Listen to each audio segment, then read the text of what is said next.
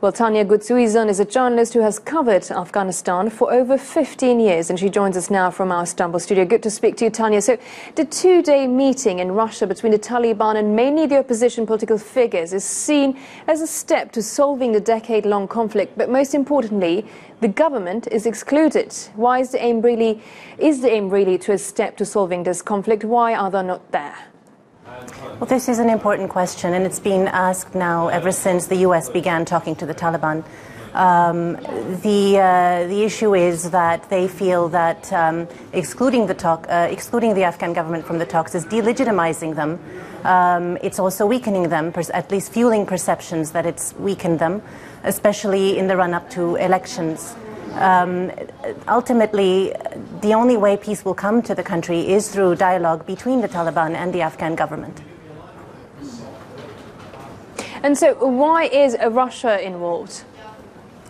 Russia per se says it is not involved. It says that it has nothing to do with these talks and that they're organized by an Afghan diaspora organization.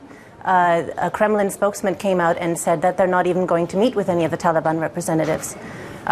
Still, it's important to remember that such an event would not be taking place in Moscow without the Kremlin's consent at the very least. So what we're looking at is a situation possibly where regional stakeholders don't want to be left out of whatever peace agreement might come out of the U.S. Taliban talks.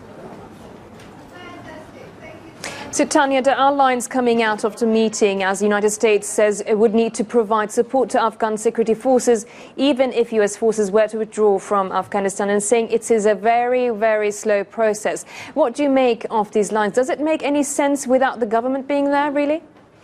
Well, first of all, it would mark a very important concession by the Taliban, because up until now they have been saying they want all foreign troops out. We're talking about 14,000 American troops, 8,000 other foreign troops. Obviously, the Afghan government does need the support of these foreign troops. And we also have to remember that nothing has been agreed until everything has been agreed. So the outcome of all these talks really has been nothing but commitments, stated commitments, but nothing's really come out. No ceasefire agreements, no timeline set for President Trump's stated intention to withdraw the troops. At the moment, everything is just talk. So you mentioned everything is just talk, and we know that the Taliban representatives are there, but on the other hand, there were two separate attacks today. Well, exactly. There has been no ceasefire, and that's something that gives leverage to the Taliban in the talks.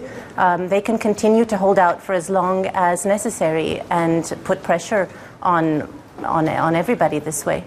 It's important to point out that they've said that they're willing to consider a ceasefire, but timelines aren't agreed on. There's no sequencing. There's no agreement on sequencing, which is important. At which point do you agree on the ceasefire? At which point do you agree on talking to the Afghan government, something that they've been pushed to do?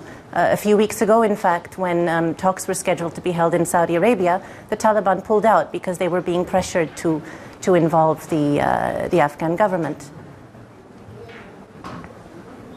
Well, we have to wrap it up here. Thank you very much for that insight, Tanya Goudsouzian.